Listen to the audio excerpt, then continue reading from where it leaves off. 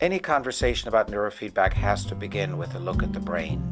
The brain is really an information engine. It's really oriented toward processing lots and lots of information at the same time.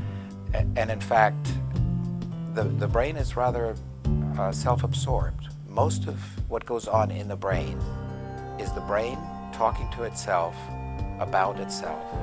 One key aspect of brain function is that neurons don't act alone. We've got 10 billion neurons up there in our glorious cortex. And if one of them does or doesn't do its thing, that can't really matter.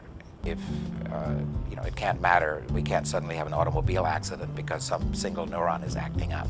And so when we're looking at the EEG, for example, we're looking at those bunches of neurons performing in groups. The EEG is composed of a range of frequencies, all the way from 0 to more than 100 hertz, and the brain cares about each one.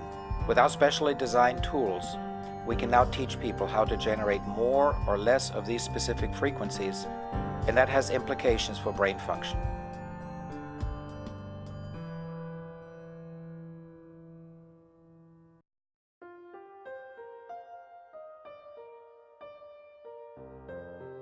We like to think of neurofeedback really as a brain exercise, and specifically we're exercising the brain's ability to self-regulate.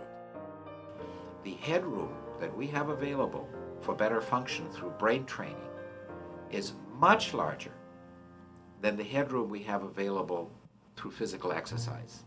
This allows you to wake up better, fall asleep better, pay attention better, calm down better, all of those state management issues that underlie good function. There's certain basic ways that the brain can fail to self-regulate appropriately. A person could be stuck in high arousal, have difficulty calming down, falling asleep. We can be stuck in low arousal, have difficulty waking up and being motivated. Also, the brain could just spiral out of its own control into a symptom like a migraine or panic attack or seizure.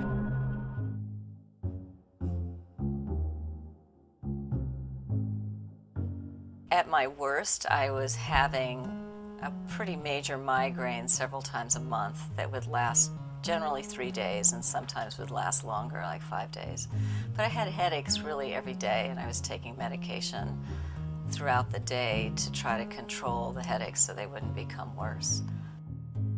And I was really at the point where they said the next step for me would be a preventative one. And then I would probably have to take this medication that causes you to drop words in the middle of your sentences, and it really affects your speech patterns, and it was scary. Neurofeedback can be helpful with a wide variety of people, different ages, from very young children through adults, through old age, through people with very severe conditions, to people who want to improve their performance who are already functioning quite well. Recently, my mother suggested that I talk to a friend of hers who had done neurofeedback and had had great success.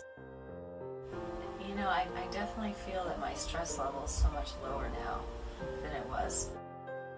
So the variables for us are where do we put the electrodes and what frequencies do we reward, which turns out to be enormously specific from individual to individual. I basically go in and I watch a monitor, and they teach my brain to stay in this certain range of levels. Within the first session and from session to session, we need to dial in what is the most comfortable and effective reward frequency, how much do we need to get a person more calm or more activated.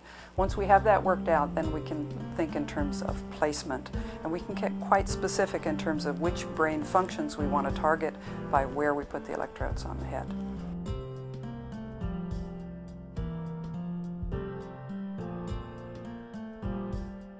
Neurofeedback session starts with putting electrodes on the head to measure the brain waves. Nothing goes into the brain, but we're measuring what the brain is already doing. And then we use those brain waves to drive the video game, which is the feedback to the client. For example, with inner tube, when the brain is achieving the goals that we set, then the rocket ship accelerates, makes more exhaust, which is a reward. If your brain goes off in the wrong direction, then a black fog comes in and obscures the tunnel. So we're finding these ways of twisting the arm of the brain, if you will, to get it to react and do our bidding. And it's that, the push on our part and the push back on the part of the brain that affects then the gradual learning process by which the brain learns to behave better.